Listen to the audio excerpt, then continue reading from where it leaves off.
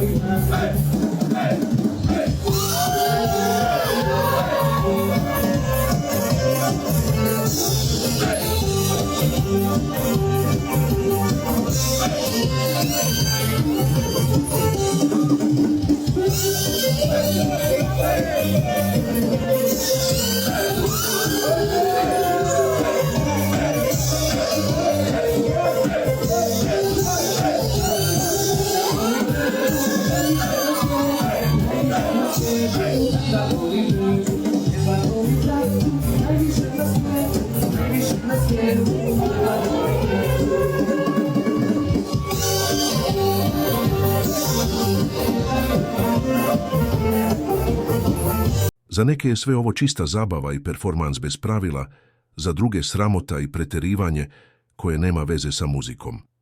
Jedno je sigurno, gdje god se Desingerica pojavi, o njegovim nastupima se priča danima. Šta vi mislite? Da li je ovo umetnost, provokacija ili čisto prelaženje svake granice? Pišite u komentarima.